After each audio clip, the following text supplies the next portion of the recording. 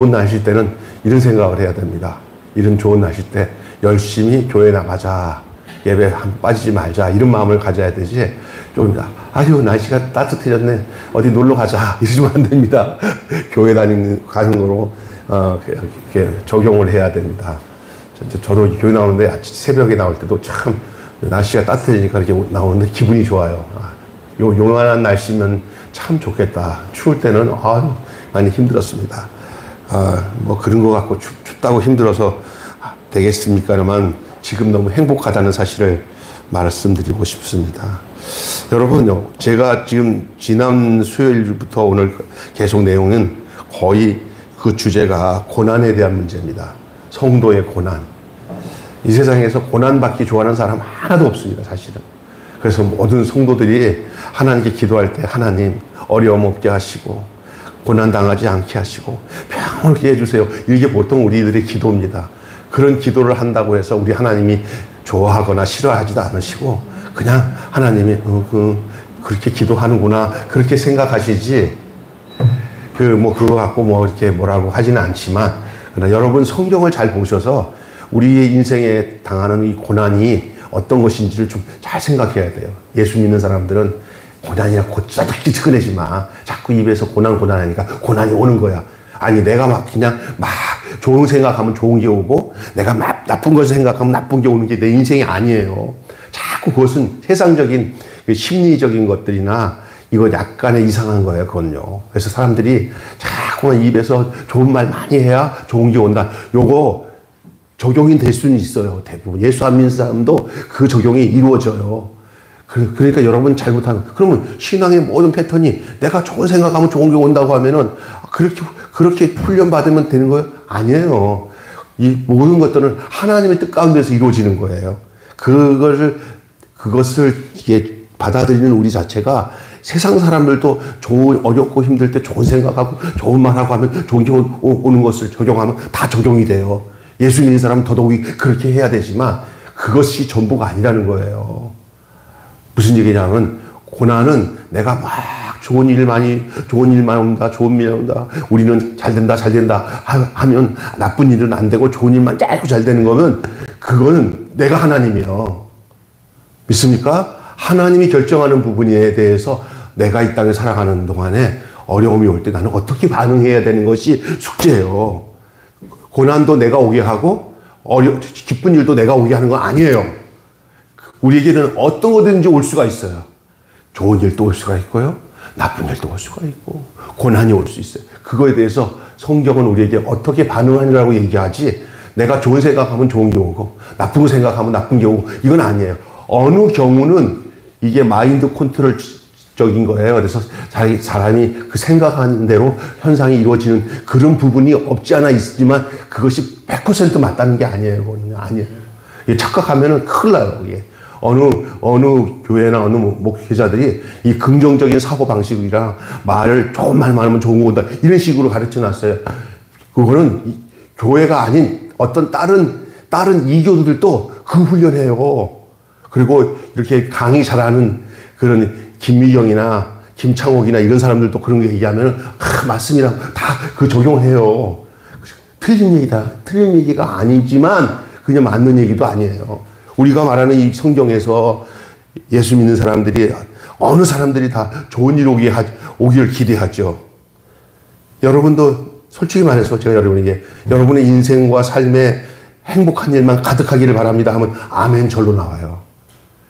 그것은 당연한 거예요. 그것을 무시하라는 게 아니에요. 그게 아멘 하세요. 그러나 동일하게 어떤 삶 속에서 내가 경건하고 거룩하고 하나님 말씀대로 살았는데도 내 삶에 내가 생각해도 이해가 안 되는 고통과 고난이 왔을 때 그거에 대해서는 어떻게 해답을 가질 것인가가 성경에서 말씀하고 있는 내용인 줄 믿습니다. 오늘 읽은 내용이 그런 내용이에요. 그래서 제가 여러분에게 어렵게 말씀 안 전하고 고난 앞에서 성도는 따라 삽시다. 고난 앞에서 성도는 어떻게 해야 되냐 그 얘기예요. 여러분이 어떤 분은 그래요. 옛날에 내가 그 찬송하나 복음성가를 부르니까 주와 함께라면 가난해도 좋아. 주와 함께라면 병 들어도 좋아. 목사님 그런 노래 부르시지 마세요. 왜 그러냐 그러니까 그런 노래 부르면 그런 게 와요. 그 마귀가 한 말이에요. 그게 얼마나 좋은 노래인데요. 참된 부요함이 주님께 있다는 것을 알려주기 위해서 인생에 살다 보면은 병들기도 하고요. 아프기도 하고요. 사고 나기도 하고요. 생각지 못한 일들이 생겨요. 그래서 신앙생활 잘못하면요. 교회 다닌 지 얼마 안 돼가지고 갑자기, 교회 다니기 전에 그런 사고도 없다가 교회 딱 등록해서 다니려고 하니까 갑자기 막 집안에서 이런 일이 생기고 저런 일이 생기면 어떤 생각 하는지 아세요? 야, 내가 교회 다녀서 이런 일이 생겼나 보다. 그러면서 어떤 일이 생기냐면, 그 좀 집안 중에 무당이나 이 사람들이 있으면은 거기서 공격이 시작이 들어가요. 네가 예수 믿는 며느리가 들어와가지고 이게 집안이 엉망이다. 그래서 거기다가 다짐을 하는 거야.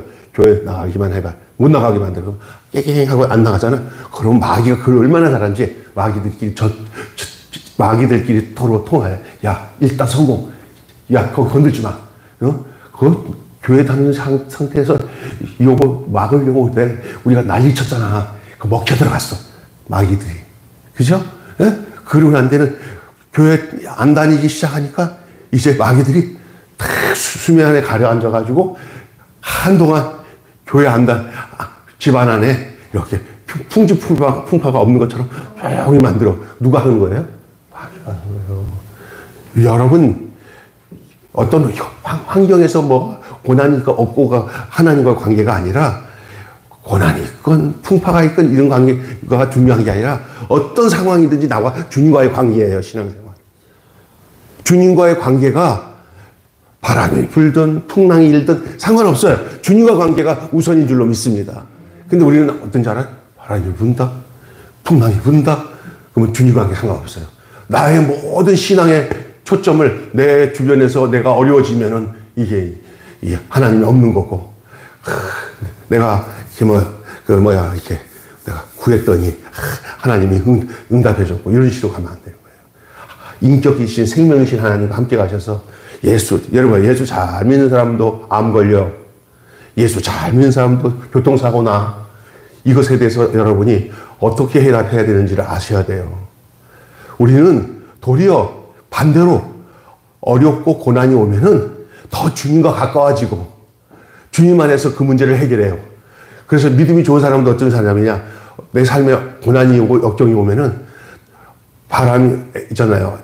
참 자식은 엄마가 아이를 잘못했다고 맴매하면은 치마 속으로 더 들어가요.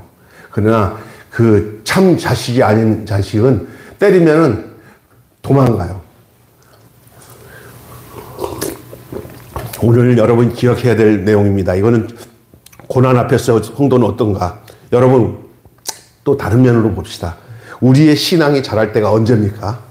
여러분이 한번 여기서 솔직히 얘기해 보게요. 말씀을 여러분 성경을 많이 읽고 묵상하고 설교도 잘 듣고 계획대로 하루 일주일에 작정된 기도도 몇 시간 하고 또 성경도 쭉 읽고 하고 때로는 방송을 틀어놓고 내가 은혜 받는 시간에 은혜도 받고 또 정해진 예배 시간 잘 참석하고 하면서 하는 것들 중요합니다. 그런 것들이 내 믿음에 얼마나 큰 좋은 토양을 만들어내는지 그건 말로 다 할 수 없어요. 그러나 실제적으로 우리의 믿음이 언제 확실하게 다져지고 그 믿음이 자라냐면 신앙이 자랄 때는 언제냐? 예? 원하는 대로 인생이 풀릴 때가 아니라 고난을 겪을 때 믿음이 커요. 솔직히 여기서 제가 보면 신앙생활 20, 30년 이상 하신 분들은 제가 하는 얘기가 맞어요. 내가 어려울 때 믿음이 크더라고요. 내 주변의 사람들도 보니까 그 어려움을 이겨내니까 그때부터 믿음이 크더라고 얘기 다 하실 겁니다. 만약에 그런 걸 못 느끼면 믿음이 뭔지 모르는 분일 수도 있어요. 또 아니면 또 하나님이 정말 평안하게 믿음을 이끌어 오신 분일 수도 있고요. 대부분 고난 중에 하나님을 더욱 생생하게 만납니다. 얼마 전에 우리 친구 목사 하나가 정말 아골골짝, 다시 말해서 죽음의 골짜기를 지나왔어요. 수술 시간을 거의 10몇 시간 수술하고 그 수술을 하고 난 뒤에 같이 똑같은 상황에 수술한 사람은 지금 다 죽었다고 하더라고요. 자기 혼자 남았어요. 목사님인데. 그때 수술할 때 그 현상이, 그 병의 현상이 그 사람들보다 훨씬 더 악했는데, 너무 외롭고 힘들잖아요. 성도들 앞에서 아픈 것들. 그러니까 다른 교회 뭐 장로들이나 누구한테 가기 전에 기도하지 않고, 또 제일 저를 친하다고 저한테 먼저 왔다 오더라고요. 그래서, 아니, 수술하러 가기 전에 왜 나한테 오냐니까. 내가 여기 무슨 선배 중에 누가 있어. 목사님밖에 없어. 누구한테 이렇게 마음 놓고 이렇게 기도 부탁하고 기도받고 갈 수 있는데, 그만큼만 좋은 목사님, 그 어르신 목사님도 있는데 왜 나한테 오냐니까. 제일 만문해서 그러더라고요. 그래서 기도해주고, 정말 그렇게 부탁하고 기도하니까 저도 그냥 앉아 걸어가면서도 그 친구 또 어떤 시간에 또 수술한다 그러면 또 이렇게 그냥 순간순간마다 그냥 기도하게 되더라고요. 여러분 중요한 거 알려 줄게요. 목사들한테도 여러분이 중요한 문제에 부담감을 주는 기도 제목을 주면 그 목사가 꼼짝 못하게 그냥 순간순간마다 기도합니다. 그래서 요즘에 내가 어떤 집사님이 집 팔아달라고 압력을 넣으니까 막 순간순간 기도 하나 해서 오늘 응답이 왔는데 그게 어떻게 응답이 될지 몰라요. 그게 사람이 그 지혜로운 거예요. 예, 믿는 사람들. 그래서 저도 목사들도 그래요.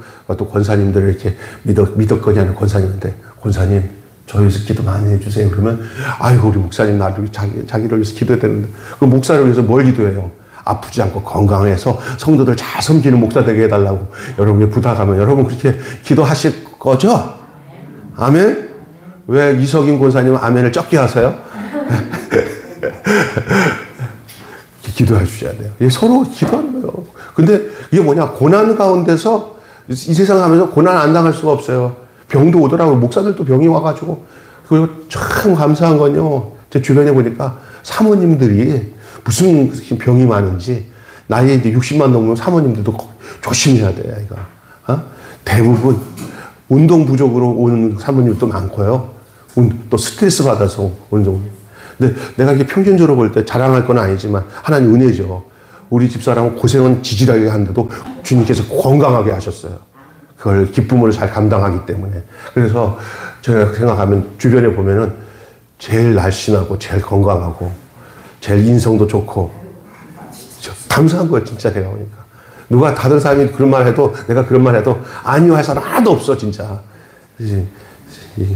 내 별명이 팔불출이에요.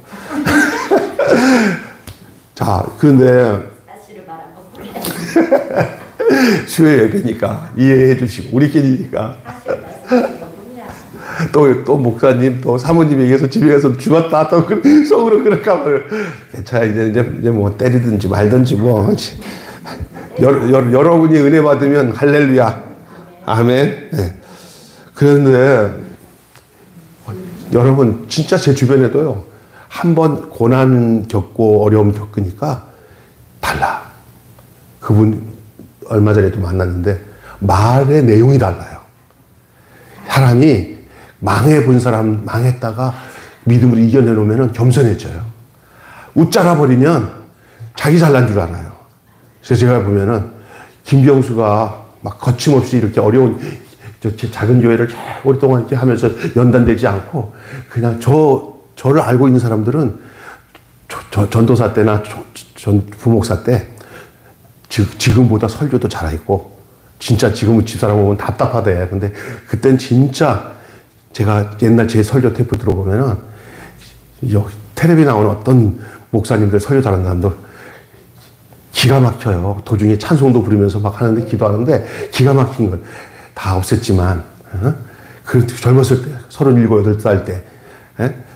그런데 제가 보면요, 그래가지고 뭐 길이 딱 열리는 것처럼 열리다가 안 됐거든요. 근데 길이 열려가지고 지금 예를 들어서 막 잘라버려봐야, 너무 잘라버리면 사람이요, 어려움에 대한 것을 없어지면 교만해져요.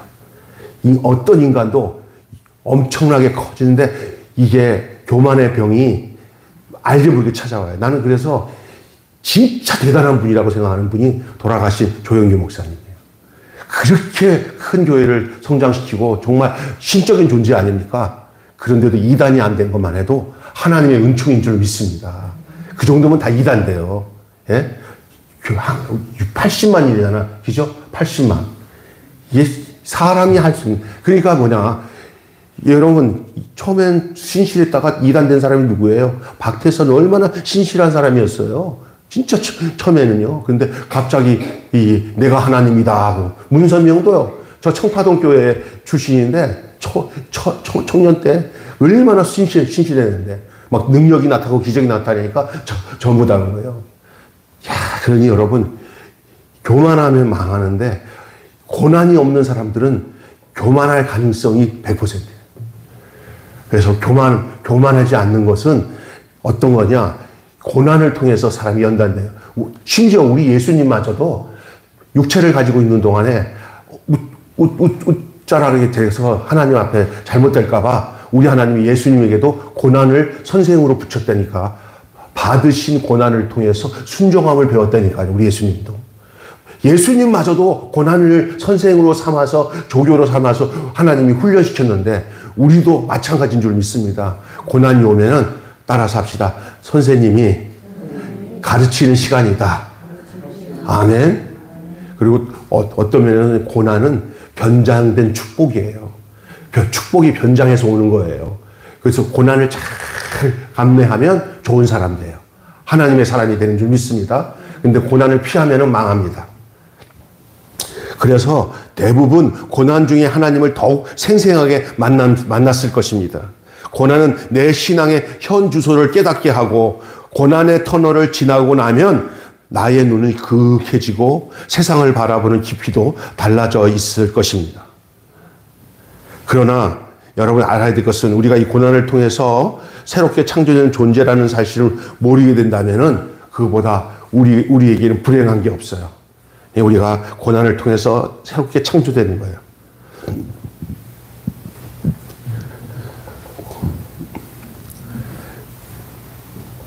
고난을 받기 전에는 그릇 행합니다. 그러나 고난을 잘 통과하면은 이제 주님 안에서 온전케 되는 거예요. 그러니까 고난을 자신을 연단하고 부리는 종으로 삼는다면 더 지혜로운 자가 될 것입니다. 우리 성도는 고난 앞에서 어떤 태도를 가져야 될까요? 오늘 제가 3가지만 말씀드리겠습니다. 본문 내용을 통해서. 그래서 이거를 좀 전부 하려면 시간이 많이 가니까 핵심 구절 3군데만 말씀드리면서 얘기할게요. 자, 우리가 고난 중에는 어떤 태도를 가져야 되냐? 3가지 중에 첫째 따라서 합시다. 즐거워하고 기뻐해야 됩니다. 고난 중에는 우리가 예수 믿는 사람들이 고난을 당하잖아요. 그런데 이건 잘 알아야 돼요. 오늘 본문에. 나쁜 짓 해가지고 당하는 고난은 그 대가를 치러야 되는 것이에요. 그러니까 그것은 나쁜 거예요. 오늘 본문에도 나와요. 예수님 잘 믿어서 의롭게 사는 것 때문에 신앙생활을 잘하는 것 때문에 당하는 고난은 기뻐하고 즐거워하는 것이 당연합니다. 의를 위하여 핍박을 받는 자는 복이 있나니 기뻐하고 즐거워하라. 그렇게 얘기하잖아요. 그런데 여러분 남의 것 이렇게 토색질하고 나쁜 짓하고 이런 거 해가지고 그 대가로 당하는 고난은 안 받는 것이 좋다는 얘기를 오늘 본문에 하고 있어요. 기억하셔야 됩니다. 그러면 13절 보십시다. 13절에 고난 중에 뭐라고 하냐면 즐거워하고 기뻐하는데 13절에 뭐라고 했는지 다시 한번 반복해서 보겠습니다. 오히려 너희가 그리스도의 고난에 참여한 것으로 즐거워하라. 이는 그의 영광을 나타내실 때 너희로 즐거워하고 기뻐하게 하려 함이니라. 우리가 이 고난을 당할 때, 불시험이 올 때, 시련이 오고 시험이 오고 막 이런 때 이건 전부 다 예수 그리스도를 믿는 가운데 이 땅에서 사탄이 우리를 예수 제대로 못 믿게 하려고 하는 시련들, 시험들 있잖아요. 그죠? 막 물질로 시험하고 세상 것으로 시험하고 환난과 핍박으로 시험할 때가 와요. 왜냐하면 뭘 흔들려고, 믿음을 흔들려고. 그렇잖아요? 그때는 여러분, 그때는 즐거워하고 기뻐해야 돼요. 죄 짓고 받는 그런 시련은 그냥 그 시련 앞에서 회개하고 돌이켜서 주님 제가 연약했어요 하고 회개할 부분이고, 그냥 의롭게 사는데도 그냥 예수 안 믿는 사람한테는 저런 시련도 안 오는데 또 어떨 때는 더더욱이 예수 믿는다는 것 때문에 어려운 시험이 올 때도 있어요. 그때는 기뻐하고 즐거워해야 돼요. 기뻐하고 즐거워해요. 즐거워하고 기뻐해야 돼요. 성도에게서 이 고난은 이상한 일이 아니에요. 이례적인 일도 아니에요. 다시 얘기합니다. 성도에게서 고난은 이상한 일 아닙니다. 또한 이례적인 일도 아닙니다. 또 있어서는 안 되는 일도 아니에요. 당연히 이 세상에 살면은 나는 있잖아. 옛날에 어렸을 때 우리 삼촌, 외삼촌, 막내 삼촌, 우리 형 뭐 다 군대를 가더라고요. 나도 군대를 갈까? 근데 때가 되니까 군대를 가더라고요. 예? 요즘에는 무슨 생각을 하는지 아세요? 같이 있었던 연세 드신 권사님이나 내 알던 또 목사님들이 한 사람 한 사람 죽어서 천국을 가요. 나도 이제 천국 갈까? 내가 그냥 기다렸더니 군대도 가는 날이 오듯이 내가 죽을 날도 얼마 있으면 오겠구나. 여러분 이런 생각 안 했어요? 언니나 뭐 이모들이 시집 가는 거 옆에서 보면서 자랐죠? 그러면 아이고 막내 이모 시집 갔네. 아이고 사촌 언니 시집 갔네. 나도 그 시집 가려나? 좀 있으면 가. 근데 신앙생활 하다 보니까 아이고 권사님 천국 갔네. 지난밤에 장례 치렀네. 아이고 저 장로님 천국 갔네.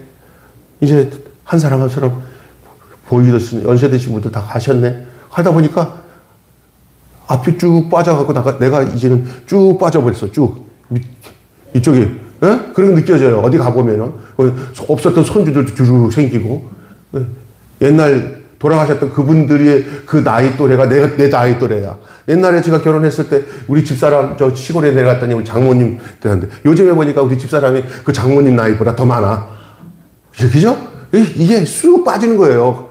여기 계시는 어르신들 지금 우리 요 때가 얼마나 우리가 서로 간직하고 살지 모르겠어요. 그죠? 이게 이제 5년, 10년이면 또 바뀌잖아요. 그러나 하루하루를 천년 사는 것처럼 사시기 바랍니다. 행복하게 사시기 바랍니다.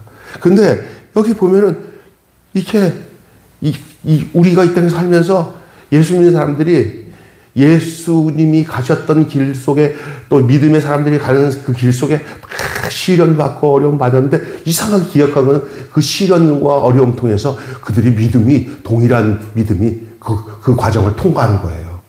그래서 오늘 성경에 베드로가 그런 시험이 오면 이상히 여기지 말라는 거예요. 이게 진짜 되기로 가는 길이라는 거예요. 환난과 핍박 중에도 성도는 신앙 지켰네. 이 신앙 생각할 때 기쁨이 충만하도다. 여러분 고난을 피하지 마시고 고난을 통해서 내 신앙이 지켜지는 것으로 기뻐하시길 바랍니다. 내가 이 고난을 잘 이겼구나. 근데 어떤 사람들은 조그만 고난만 있으면 원망하고 불평하고 그냥 헷가닥 하잖아요. 우리 주님도 쳐다보면서 야, 네 헷가닥 할 때 나도 헷가닥 한다 그러실 거예요 아마. 그렇게 하시지 말고 주님이 딱 보시고 어머나 쟤 봐라 잘 참네. 아유 저 끝나고 나면 엄청 커지겠네. 우리 애기들 키워보면 한번 아프고 나면 애들이 똑똑해져. 크는 거야. 할렐루야. 따라서 합시다. 아픈 만큼 성숙해지고 할렐루야. 이렇게 신앙의 아픔들을 이렇게 성숙의 과정으로 이렇게 만들어내지 못하면 믿음 생활 못해요. 그래서 성도들의 아픔을 나의 아픔으로 느끼고 이런 생각하지 마세요. 주여, 나는 어려움이 하나도 없게 해주시지 말고요. 나는 어떤 어려움을 통해서라도 내 믿음이 견고하게 서게 해주세요. 라고 기도하세요. 할렐루야. 성도는 고난을 만나면 그리스도의 고난에 참여하는 것이 되기 때문에 그래서 기뻐하는 거예요. 고난을 통과하는 자마다 예수님의 고난을 이해하게 돼요. 어떤 분이 있더라고요. 저 옛날에 제가 있었던 교회가 교인이 많았잖아요. 저 부목사로 전도사로 있을 때. 이게 권사님 한 분에게 구역을 4구역이나 3구역을 맡겼어요. 그건 이제 지역장 맡겨놨는데 안 하다가 이제 강사 교육시키고 강사도 하게 되잖아요. 하다가 그렇게 말을 안 듣는데요. 목사님, 왜 그러니까. 뺀질해도 그렇게 뺀질할 수가 없어요. 했더니 내가 그랬어요. 권사님, 10년 전에 저 만나서 권사님 어땠어요? 하도 뺀질이었죠. 그래서, 그랬더니, 아유, 할 말 없네, 그러더라고요. 이게 왜냐? 그러니까, 그러면 어때요, 요즘에? 이제 목사님들 마음을 알겠다는 거예요. 왜, 일꾼을 세우다가 보면요, 그분들이 이제 그런 상황에 있을 때, 아이고, 목사님이 얼마나 힘들까? 우리는 어디까지 가냐면, 따라 삽시다. 우리 예수님이 얼마나 힘들었을까? 가룟유다에게 배신당하고 베드로가 모른다고 그러고 그럴 때 우리 예수님이 얼마나 힘들었을까? 이런 생각이 드는 거예요. 예. 여러분, 우리가 이 땅에 살아갈 동안에 고난에 참여하는 거 기뻐해야 돼요. 왜냐하면 그 주님의 마음을 아는 과정이 거기서 오는 거예요. 우리 주님 고난 당하셨으니 나도 고난 당한다. 내가 고난 가운데서 주님을 묵상하면 고난 받으신 주님 마음을 알게 된다. 이게 진짜 중요한 거예요. 이 고난이 나를 뭐로 만들어요? 정금으로 만들어요.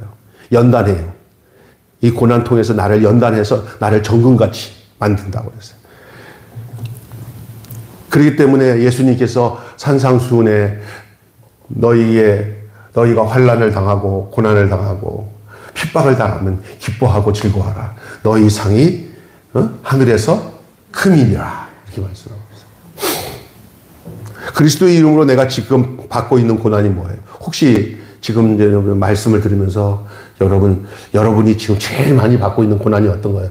예수님을 믿는다고 하면서 여러분이 이게 나 참 고난이다 싶은 게 뭐가 있어요? 찾지 마세요, 없으면. 없는 게 행복인 줄 믿습니다.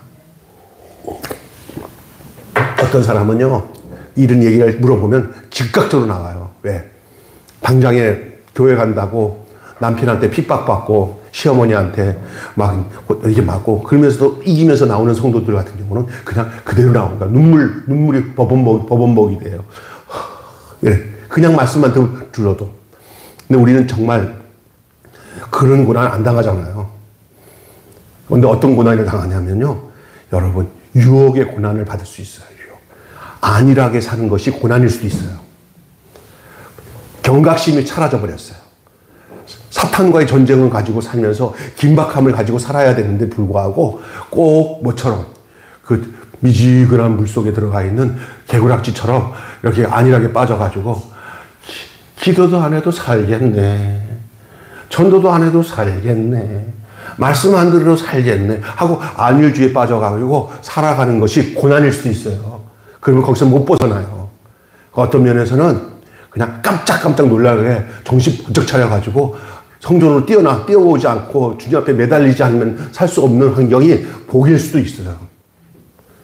그러니 여러분 스스로 느긋할 때 그냥 자기를 쳐서라도 바울이 자기를 친다는 얘기가 나와요. 바울이 자신을 쳐서 복종케 한다는 얘기가 그거예요. 제가 이렇게 좀 창피한 얘기고 부끄러운 얘기라 말하기도 뭐하지만 부끄러우면 드러내겠습니다. 이렇게 몸이 이렇게 좀 약하니까 나이 드니까 우리 아들이 와가지고 아빠 내 말 안 들으면 일찍 죽어 진짜. 나한테 살 좀 빼. 막 야단을 했잖아요. 야 재훈아, 엄마한테 지겹게 듣는다니까 너무 그러지 말아라. 아빠 힘들다 그랬더니 그건 힘들어도 돼. 엄마한테 야단 맞았다. 막 그러면서 얘기하는데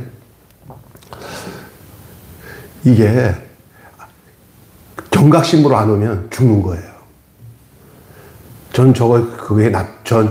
제 육체는 단소리 하는 게 좋아요.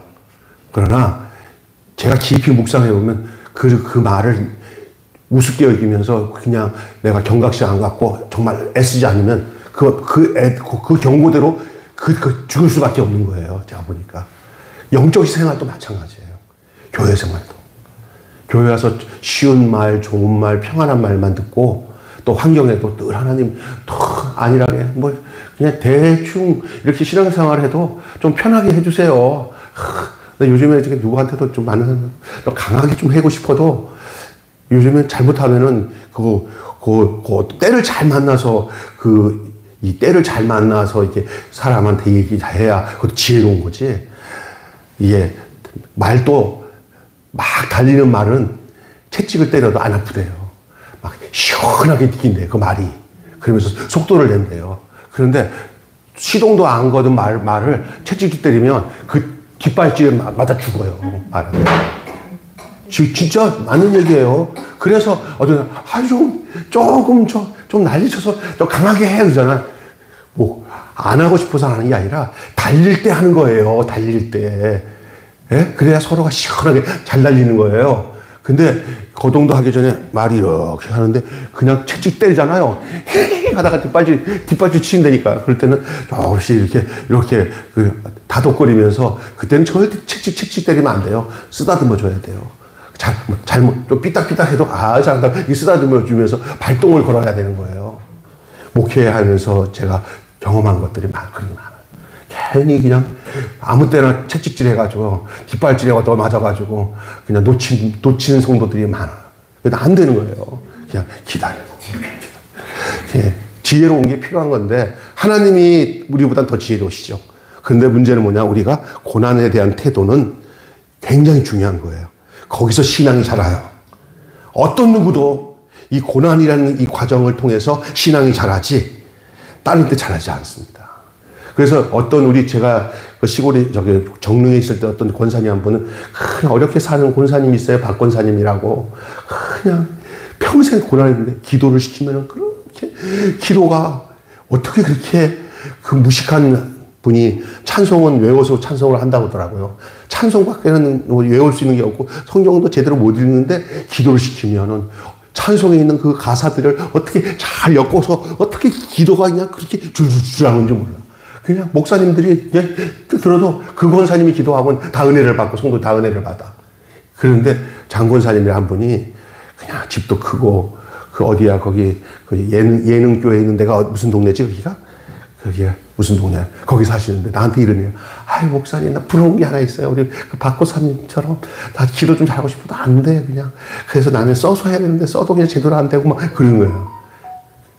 그 천지 차이야 삶은. 이분은 생활적으로 넉넉하고 불편한 게 하나도 없어. 근데 이분은 가면은 뭐 기도거리가 한두 가지 아니고 고난거리가 한두 가지가 아니야. 그런데 이분은 기도가 살았어.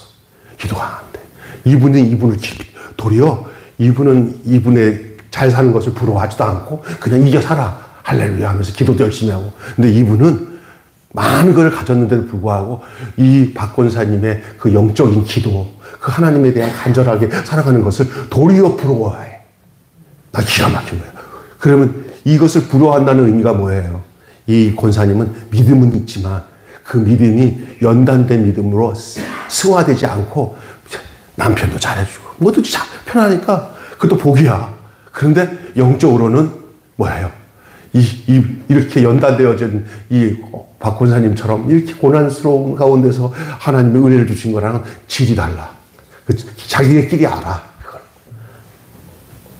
우리 근데 좀 서투른 성도들은 아이고 그래도 장권사님이 최고지. 남편하고 집도 크고 세검정에 살아. 그러잖아. 그 집에. 근데 여기는 가면은 방 한 칸에 맨날 그 집 옆 모퉁이에는 쓰레기로 가득 차. 구름 막아갖고 쓰레기 돌아다니는 권사님이야. 같은 여전도인데.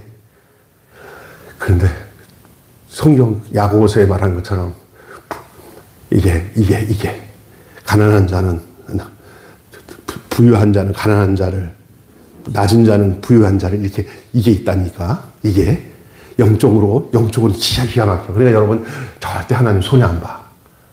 여러분 그런데 더 좋은 건 뭐냐?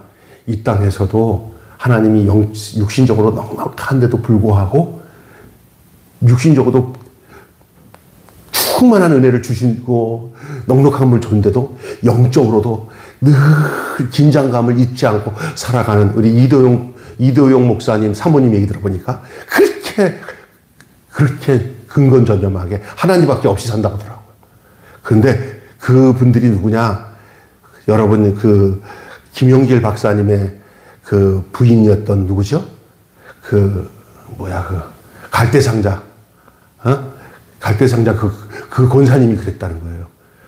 세상사로 말하자면 분당이나 이런 근데서 큰 집 줘놓고 누리고 사는데도 불구하고 그 영적 상태는 그 두 가지를 다 가질 수 있을 수 있다면은 그게 복인 줄로 믿습니다. 쉽지 않아요. 믿습니까? 우리는 좀 그런 사람 되길 기도해요, 나는. 왜냐하면, 하나님, 좀 육신적으로 좀 잘 사는 사람 좀 나와보게 해주세요. 자식들도. 그런데 그 확률이 너무나 힘든 거예요. 그러니까 고난을 당하는 거 그렇게 불행한 거 아니에요. 영적으로 더 성장할 수 있고 축복받는 비결인 줄로 믿습니다. 그렇습니다. 여러분, 그 다음에 두 번째로는 따라서 합시다. 부끄러워하지 말고 영광을 하나님께 돌려야 합니다. 시작. 부끄러워하지 말고 영광을 하나님께 돌려야 합니다. 16절 한번 보세요. 읽어봅시다. 16절만. 다 읽지 말고. 16절. 시작. 도리어 그 이름으로 하나님께 영광을. 그리스도인으로서 고난을 받으면. 근데 그 앞에는 뭐냐? 누가 살인하거나 도둑질하거나 악행하거나 남의 일을 간섭하는 자로 고난을 받들면 안 된다는 거예요.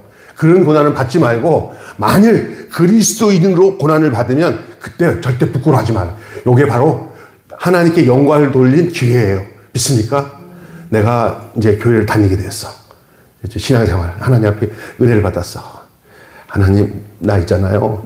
교회 다닌다고 친구들이 뭐라고 이렇게 뒤에서 이렇게 조롱하고 남편이 당장 티격거리면서 너 신앙생활 제대로 못하게 막을 때 나 어떻게 할까요? 죽는 한이 있어 내가 뒤로 물러서지 않고 내가 이기고 나가겠습니다. 이런 마음을 하나님이 주셨으면은 이거는 하나님이 여러분에게 복되게 하신 마음인 줄로 믿습니다. 이 과정을 통해서 모든 신앙의 선배들이 하나님께 영광을 돌리면서 살았어요. 그래서 뒤로 물러서지 않고. 근데 당장 마귀가 벌써 알고는 평상시에 안 그러더니 딱 들으니 야, 너 어디 가냐? 나 교회 가는데 했더니 못 가 하면서 이제 슬슬 안 괴롭히던 남편이 마귀가 들어가고 괴롭히기 시작해요. 또 친구들이 막 이렇게 행해요. 그때가 하나님을 기쁘게 해드릴 고난이 찾아오고 있는 중이라는 사실을 잊지 마시기 바랍니다. 근데 다들 그때 뭐냐면 가정의 행복을 위해서 지혜롭게 해야 돼. 그렇게 지혜롭게 30년, 40년 하다가 남편도 못 구원하고 끝난 사람 많습니다. 내가 거기 어디야, 물레동에 집사님 진짜 개인적으로 믿음이 좋은데 너무 지혜로워. 그래서 내가 물어봤지. 아이고, 권사님 계셔서, 권사님, 남편이 아직도 밖에다가 차 대시고, 나는 그렇게, 아이고, 너무 감사하죠. 30년 이렇게 예배당 못 들어오고, 나 여기까지 차 대고 자기 거기 차에서 그냥 담배 피고, 뭘 하는지 모르겠지만, 감사하죠. 감사하긴 뭘 감사해. 그래도 30, 40년 동안 그 짓을 해. 예. 감사하긴 하지. 집, 교회 앞에까지 차 태워주고는, 그것도 여일하게 30년 가까이 40년 동안 해요. 그게 자기 스스로 쏘은 거예요. 30년 살면서 영적 싸움을 통해서 한바탕 붙는 일이 있어가지고 끄집어내야 되는 거예요. 할렐루야? 근데 대부분 분들이 뭐라고 하는지 알아요? 지혜롭게 해야죠. 가정의 평화를 위해야 되죠. 거짓말입니다. 한바탕 하나님의 기도하는 가운데 어느 순간에 하나님께서 건질 수 있는 기회들을 놓친 거예요. 병원에 있든지 하면 남편이 기가 죽어서 야, 내가 너 소원을 했는데 뭘 해주면 좋겠냐. 그럴 때 그냥 바깥 치고 그렇게 해야 되는데 그걸 못하는 거. 기가 글로 뺏기는 거예요. 글로 기가 뺏기면 안 됩니다. 하나님 고난을 주실 때는 그것을 찾아오라고 주는 거예요. 나에게 고난이 올 수도 있고 상대에게 올 수도 있고요. 이게 참 중요한 거예요. 이런 거 잘 하셔야 됩니다.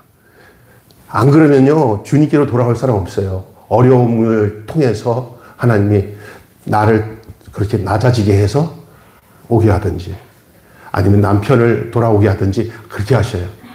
참 쉽지 않아요. 그렇기 때문에 기도 많이 하면서 감당해야 될 이 얘기예요. 자기는 지혜롭다고 얘기하고 정말 똑똑해요, 믿으면. 누가 그걸 판단하겠어요. 그러나 세월을 지나서 보니까, 스스로 속은 거죠. 그러니 여러분이 그런 것들을 생각하면서 하나님, 고난이 도리어 이렇게 풍랑같이 인연이 되어서 고난의 순풍을 통해서 싹, 이게 더 빨리 가는 역사가 있게 해달라고. 그렇게, 이런 건 하지 마세요. 저기 교회도 안 나는데 다리 몽둥이에다 부러뜨려가지고 오세요. 그러지 마세요. 절대. 그건 나쁜 거고요. 하나님, 병들어서라도 주님 앞에 오세요. 이런 거는 우리가 할 얘기가 아니에요. 절대 하지 마세요. 건강하게 그렇게 주님 앞으로 돌아와야 되는데 어떤 사람은 진짜 좀 무식하게 남편이 안 오니까 남편을 저거 남편 그렇게 하면 안 돼요. 절대 그렇게 하면 안 됩니다. 우리 하나님 그렇게 하시는 분 아니에요. 예. 근데 그렇게 하시는 분들이 그는 그렇게 하셔도 그건 하나님이 하시는 거지 내가 그렇게 하면 안 돼요. 내가 기도하면은 그렇게 기도하는 것은 굉장히 위험한 거고요. 여러분 그래서 여기 오늘 16절에 뭐라고 했냐면 부끄러워하지 말고 도리어 그 이름으로 하나님께 영광을 돌리게 한다 그랬습니다. 마지막 한 가지만 더 할게요. 우리 영혼을 창조주에게 맡겨야 된다는 것이에요. 우리가 고난당할 때 어떻게 하냐? 그 고난당하는 걸 통해서 그 모든 것들을 하나님께 맡겨야 된다는 거예요. 그게 몇 절일 것 같아요? 19절 한번 읽어보세요. 자, 19절 시작. 그럼 하늘 뜻대로 고난을 받는 자는 또한 선을 행하는 가운데 그 영혼을 미쁘신 창조주에게 의탁할지어다. 아멘. 여러분, 심판은 하나님의 집에서 먼저 시작됩니다. 심판은 하나님의 집에서 먼저 시작돼요. 제가 저번에 얘기했죠. 나라가 문제가 아니라 한국 교회가 문제예요. 나라가 이렇게 쫙 나눠진 건 이미 벌써 이 한국 교회 안에도 이게 먼저 나눠졌기 때문에 이게 그 결과로 나라가 나눠지는 거예요.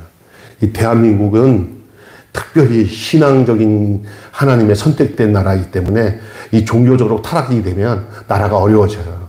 저는 그래서 나라를 위해서 기도하는 것도 기도하지만 한국 교회가 회개하고 돌아와서 하나님 앞에 반드시 서야 나라도 반드시 서게 되는 줄로 믿습니다.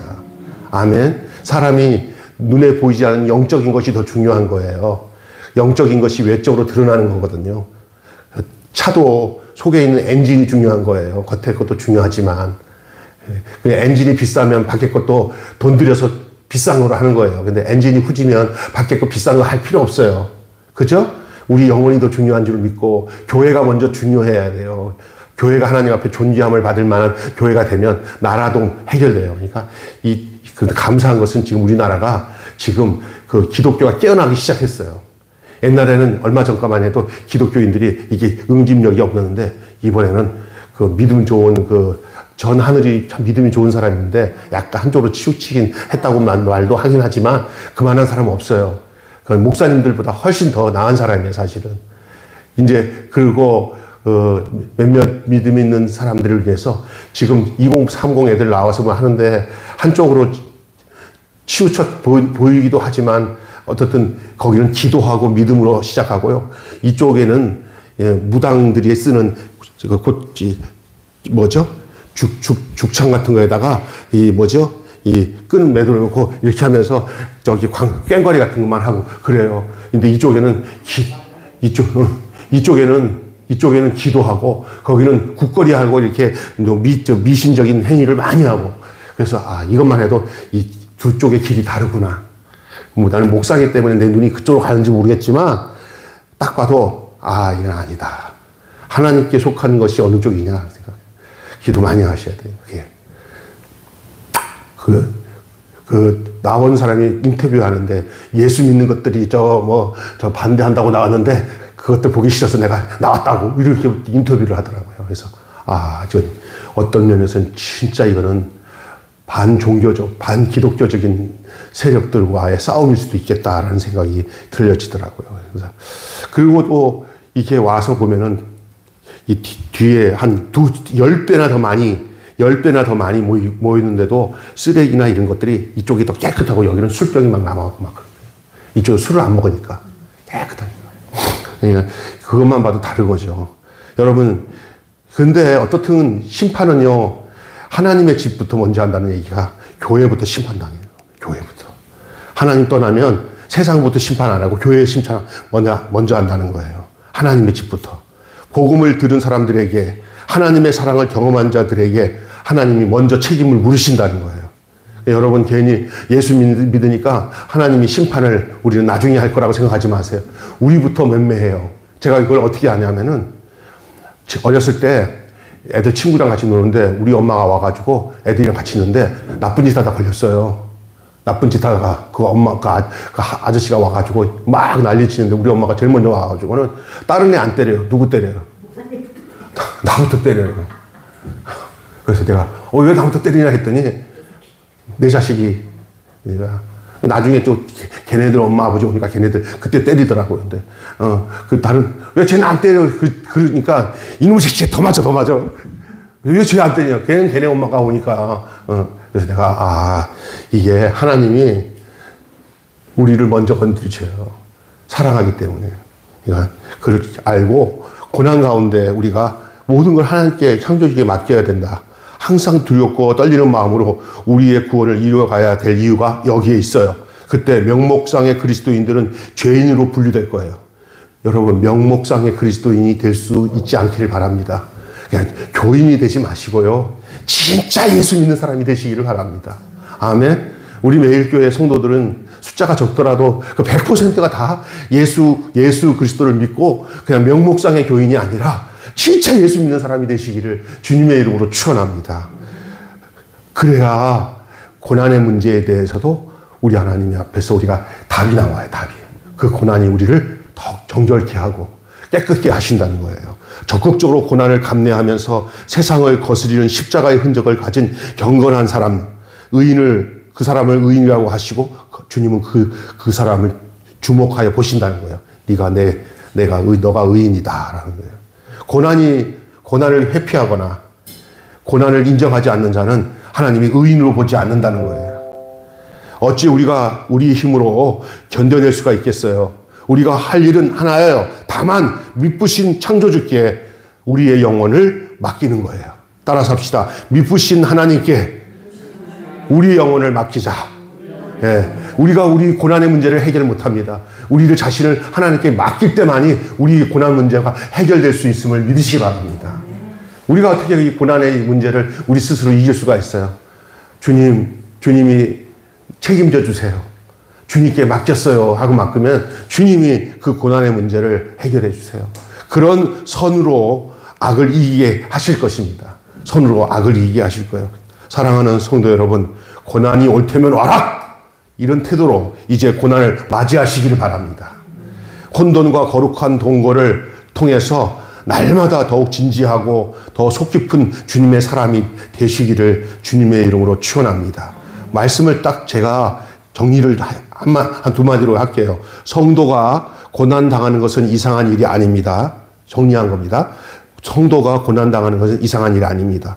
성도이기에 고난을 당합니다. 다시 얘기합니다. 성도가 고난 당하는 것은 이상한 일이 아니다. 성도이기 때문에 고난을 당합니다. 따라서 성도는 그 고난 앞에서 기뻐하고 부끄러워하지 말고 영광을 하나님께 돌리며 자기의 영혼을 그 미쁘신 주님께 온전히 맡겨야 될 줄로 믿습니다. 주여 내 영혼을 주님이 맡아주시고 내 가정을 맡아주시고 내 삶을 맡아주시옵소서 하고 나갈 때 고난의 문제에서도 우리가 이겨내고 승리하게 하실 줄로 믿습니다. 기도하겠습니다. 고난 앞에서 성도는이라는 말씀으로 이 저녁에 함께 은혜를 나누게 하심을 감사합니다. 사실 이 고난의 문제를 가지고 우리가 얘기할 때 참 부담스러운 것이 많습니다. 우리의 근본적인 육체적인 생각들 중에는 고난이 없는 것을 원합니다. 우리에게 어려운 일 없게 하시고 예수 믿고 좋은 일만 생기고 그래서 다른 사람은 차를 타고 가도 사고 안 나고 다른 사람은 병들어도 나는 병들지 않게 해주시고 이것이 우리들이 가지고 있는 기도 제목이고 풍랑 또 바람 불지 않게 하시고 늘 좋은 일만 있게 하시고 꽃길만 걷게 해주세요 라는 것이 예수 믿는 사람들이 가지고 있는 마음들 아니 보통 사람들이 가지고 있는 이런 그런 믿음의 내용들입니다. 그런데 성경 오늘 본문 말씀에는 우리가 불시험이 오거나 고난이 오거나 역경이 오거나 슬픈 그런 환난의 역사가 찾아와도 그것을 피하지도 말고 두려워하지도 말고 그것을 기쁘게 여기라고 말씀하고 있습니다. 왜냐하면 그것을 통해서 우리가 견고한 믿음으로 쓰고 하나님의 사람으로 하나님이 인도하신다는 사실을 말씀하고 있는 줄 믿습니다. 도리어 그걸 통해서 하나님께 영광을 돌리고 그리고 우리의 인생을 주님께 온전히 맡기고 살아가는 계기로 삼을 수 있는 줄로 믿습니다. 하나님 아버지 우리 매일교회 성도들은 무조건 이 세상 속에서 그냥 우리는 예수 믿으니까 우리들은 어떻게 살든지 주님이 책임지시고 잘되게만 해주세요 라고 하는 그런 일반적인 기도만 하지 않게 하시고 고난 가운데서도 우리가 든든히 믿음을 지키고 바르게 살아갈 수 있는 변장되어서 찾아오는 축복이 바로 고난인데, 그냥 축복이 그냥 고난이라는 옷을 쫙 갈아입고 찾아오는데 그게 쏙지 않고 변장된 것 찾아오는 그 축복을 통해서 그 고난의 뒤에 숨어 있는 진짜 축복을, 고난 뒤에 있는 축복을 발견할 수 있는 저희들 되게 하여 주시옵소서. 우리가 왜 나만 겪는 고난이냐고 하지만 그냥 고난의 뒤편에 있는 주님의 축복을 우리가 바라보고 믿기 때문인 줄로 믿습니다. 우리가 우리의 믿음이 이렇게 성장하고 빠르게 크는 과정을 우리가 지켜보거나 또 우리 스스로를 느낄 때 고난을 믿음으로 기도하며 하나님을 의지하고 나갈 때 우리 믿음이 주님 안에서 바른 믿음으로, 견실한 믿음으로, 정결한 믿음으로 자라나는 것들을 우리가 얼마나 많이 느끼고 깨닫고 알고 있습니까? 하나님 아버지, 우리가 이제 숨이 거둬지는 그날까지 하루하루를 살 때마다 주님과 동행함으로 어떤 시련과 고난이 와도 무릎 꿇고 기도하는 일을 잊지 않게 하시고 찬송하는 일을 잊지 않게 하시고 주님께 모든 것을 맡기고 나가는 그런 모습이 우리에게 늘 있어지도록 주님이 우리를 인도하여 주시옵소서. 우리 주 예수 그리스도 이름으로 기도하옵나이다. 아멘. 주님 가르친 기도로 마치겠습니다. 하늘에 계신 우리 아버지, 아버지의 이름을 거룩하게 하옵시며 아버지의 나라가 오기